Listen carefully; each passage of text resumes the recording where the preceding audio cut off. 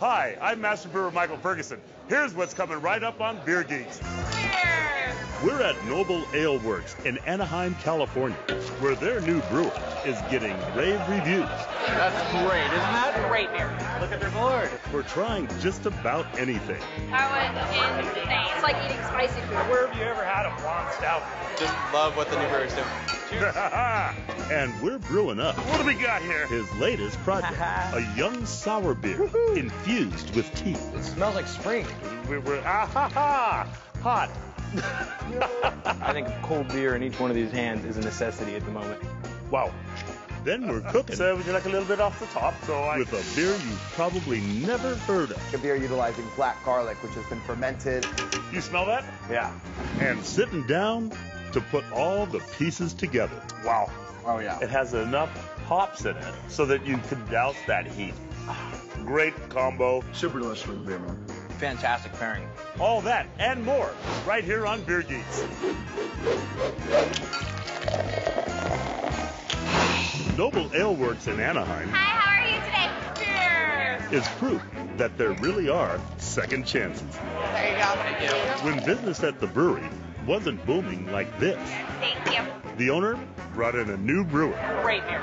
Great beer. and this happened. Quality every time. Oh my gosh. Deliciousness. I just love it. Really, really good. It's nice, easy drinking stuff. Guys, let's do it.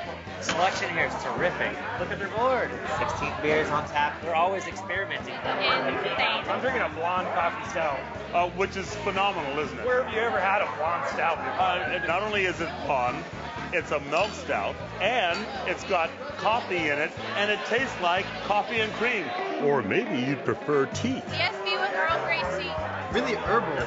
And this one, made with Morita chilies and yellow curry, tastes kind of like Thai food. That's so weird. It's like, it really is like eating spicy food. It's interesting, huh? Yeah. It's good. There's a cold, steep hibiscus lager. Because it's a lager, it's still very light and crisp. That's the one she's trying first. Oh, it's delicious. Is it? That's what you have it? Yeah. It's a little sour, but not too bad. There's a triple IPA that's hard to forget. Have you had the royalty yet? 11%, yes. I remember the beginning of it, but not the end of it. It was delicious from what I've been told. And just about everybody is wild for the guy doing the brew. Since the new brewers come on board, there's a rainbow of flavors. Tries different things, explores different taste palettes. Just love what the new brewer's doing. This is the new brewer, Evan Price. He's the guy that came in here and turned things around in a really big way. Evan, man, what's up? Good to see you, man. Good to see you too. Evan and I worked with each other a long time ago. So word on the street is that, and when it comes to brewers, the street's pretty small. It is. Word on the street is that you came in here, turned things around, lifted this place right up. Thank you. I started out by changing the main lineup, ironing those out, getting them right where we wanted, and then from there, we're just going to continue to have a lot of fun. What's with this, weekly cast thing? Every Friday, we tap a new cask, and it's always something new and interesting. There's a whole lot of people in there waiting for it. Let's go get that cask. All right. All right, here we are, Michael. Oh, great. Just grab it.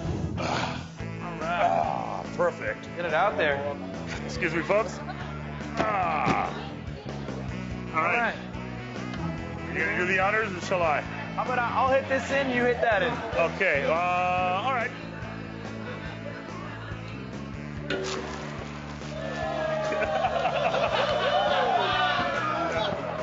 We're gonna let that go for a while. Do it up.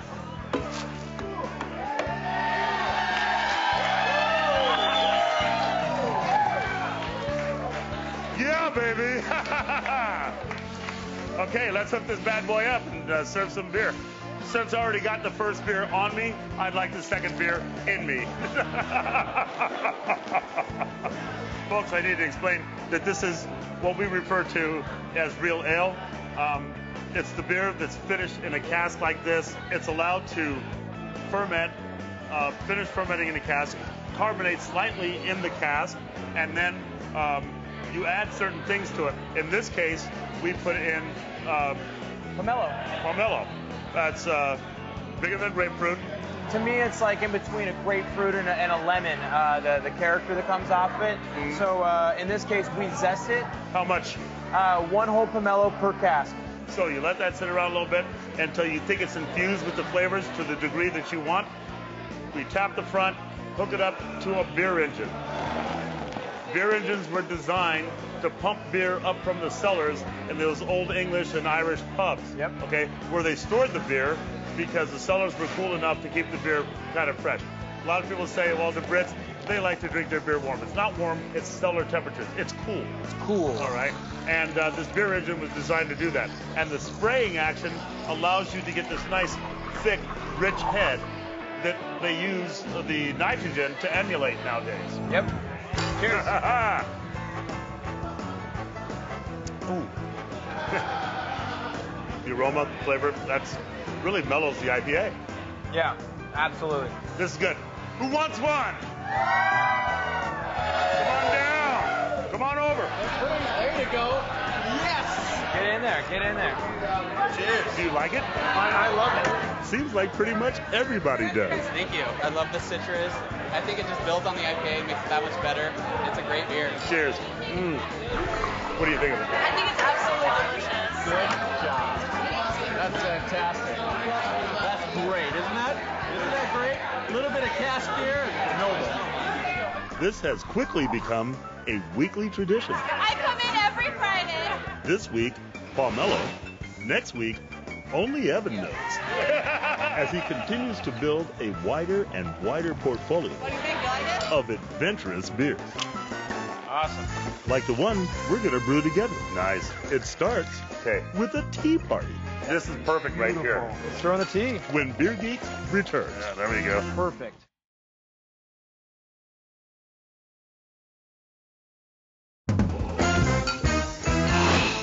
We're back at Noble Ale Works to do some brewing. What beer are we making? Today we're making a Goze, pronounced Goza. Goza.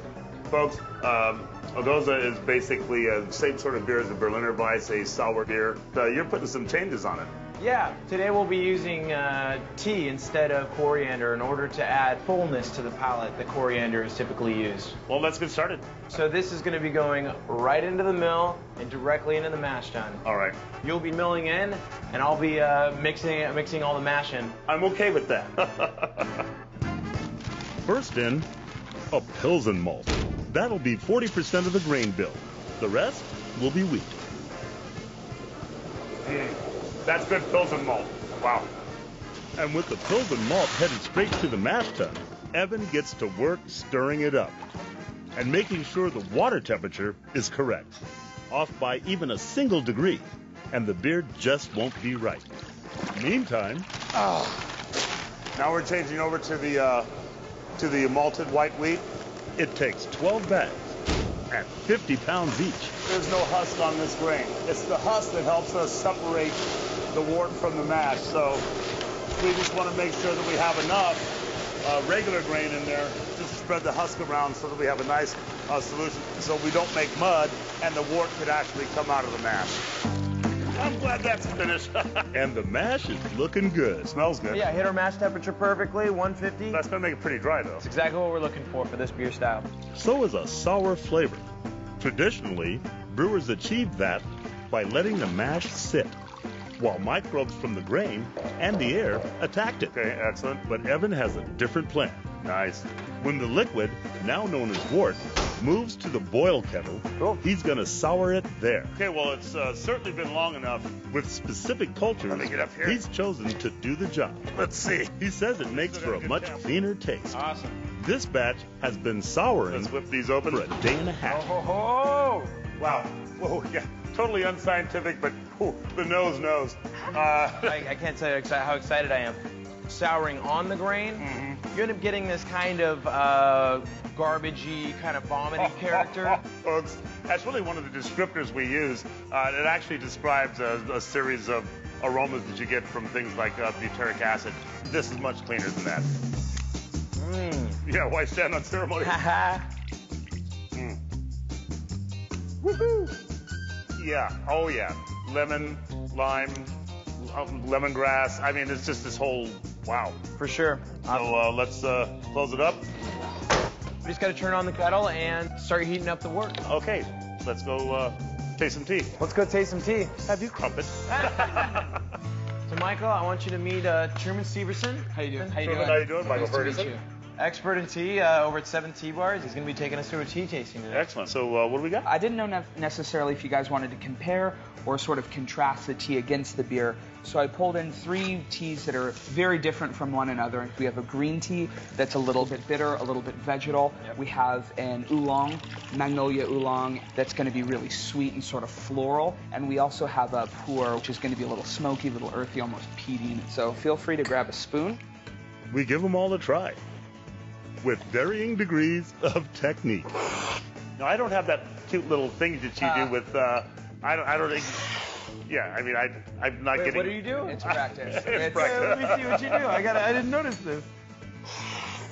The slurp aerates and disperses the tea to help identify flavor notes. If you do it right. All right, my turn. Get in there. But technique aside, the Magnolia Oolong is the clear winner. Oh, all right. Now this is okay. That's very nice. There's a sweetness and the I said it smells like spring. Then Truman has us try what's called a second infusion, using the same leaves a second time. Well, you know, I always did that, but I thought I was just being cheap. In fact, it changes the flavor and makes the Magnolia Oolong less tannic and more lemony. Man, it's all there. This character here. I think that's, right. you know, that's this is perfect beautiful. Right here. Did you bring enough? Yeah. He sure did. We're doing 9 pounds total. So 3 per bag, I'm thinking. You probably did okay in math, huh? Yeah. It smells so good. This is the key flavor. Oh yeah, baby. In addition to the tea, the beer will get a few Cascade hops for preservation. Now bring it down. More than flavor. Tighten it. Let's stick them in the water. Cool. And some salt to mimic the regional water in Germany. But it's the tea that Evan expects to shine through. Look at the color of that tea. Oh man, this is going to be fantastic. Not this first infusion. It would be too bitter. We're going to take it out from here, and then we're going to be adding it to the wort. Ah, perfect. Let's throw in the tea. That'll be our second infusion. Same tea bags, this time right into the kettle. Yeah, we'll just get this. We'll just get it a little moist and get it moist. oh, the donkey thing, so it just like The tea bags will stay in for 5 minutes, good surface area. but getting them out We're that becomes a challenge. hot. You know, a smarter man would have gotten gloves for this situation. Yeah, I could certainly use something cold on my fingers. I think a cold beer in each one of these hands is a necessity at the moment. Great minds drink alike. Absolutely. Oh yeah, baby. What we just brewed won't be ready for at least a month. Wow, smells good. But this one's on tap right now. An extra special bitter Wow. Wow. with Earl Grey tea. You're still getting the ESP character, but now you're getting that, which is a great base beer, by the way. Awesome, thank you. But wow, the Earl Grey, man, it's just right there. It's not like in your face, but it's wow. And I really hope what we made today comes out just as good. Yeah. Cheers. Cheers. And when Beer Geeks returns, And it actually tastes a lot like fig. we're taking another one of Evan's creations into the kitchen. The heat, the sweet, the beer.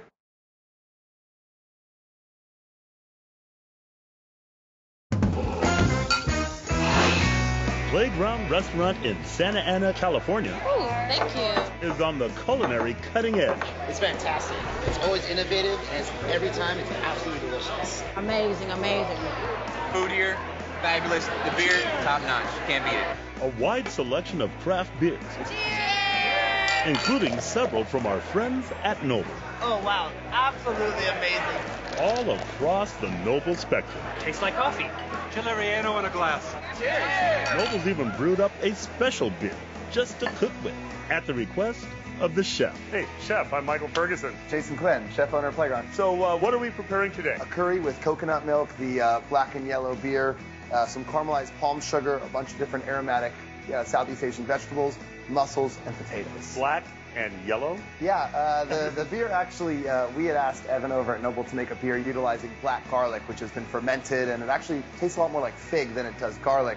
What do we do to start? We're just going to use our palette knives, pop the mussel out like that, put the shell in here. Sounds easy enough, right? I'm very used to popping the mussel out and throwing it in my mouth. Yeah. Well, just have a little bit of patience and we'll be fine. Do you mind if I do it for you? Please. They've already been cooked. There it goes. Yeah, there you go. All No right. problem. All I've got to do is pop them out. So would you like a little bit off the top? All done with the mussels. Yeah, so now now we gotta start the caramelized palm sugar and coconut broth for the mussels. So start off with a little extra virgin olive oil right in the pan. Yeah, there you go. Shallots. All of them? All of them, whole thing. Then from there, we're gonna do some lemongrass, Wow. That's very aromatic. ginger, garlic, Thai chilies, Thai chilies. and then let's go palm sugar. Palm sugar, how much? The whole thing. Palm sugar has a flavor that really you can't find anywhere else. You can't fake it. So at this point, we can add a little bit of our beer. You know, maybe a cup and a half. So I could do about that. There you go. And we're gonna let that reduce a little bit. Wow, that smells So good. here you go. We're bubbling pretty big. Right, That means our sugar's caramelizing. We can go ahead and add our coconut fat. Yes, all of it. All of it, okay. Where do you get coconut fat? You buy it as coconut milk. Oh, okay. And what we do is we actually chill it, and we chill it so that the fat settles and the liquid separates. That's really our creamy element. I always find that mussels need that. Maybe if it's sour cream or whatnot, but still something creamy. Still something creamy. Now that it's all homogenized, we're gonna go ahead and add our lime. And now we'll grab our fish sauce. Real powerful. A little bit goes a long way. Oh, beautiful. So now we're gonna go ahead and strain it. Throw our broth back in there. And now we're gonna add our mussels with all of their juices. Back to our curry right now. We're gonna let them warm through in the broth and go ahead and add our potatoes. There you go. And then we're done. That's it. We're gonna plate it, but we're done. We're gonna ladle the broth over it. And then you're okay if we add a little more heat, right? The heat's okay. I heat it up. A little bit of red Fresno chili. Nice. And then we'll just finish with a little bit of cilantro as well. I love cilantro. There's something about it. It's perfect. Well, let's do it. What do you think? Wow. I gotta go for it again. That is remarkable. The heat, the sweet, the beer. Wow. Successful. Yeah, thank you. Successful. Yeah, pleasure. Thank you so much for letting me invade your kitchen. Yeah, of course, anytime. Wonderful dish. And I'm going to have more. And even more. When we sit down to pair the chef's cooking. Great job, chef. With Evans Brewing. That's a great pairing. When Beer Geeks returns. I'm very happy.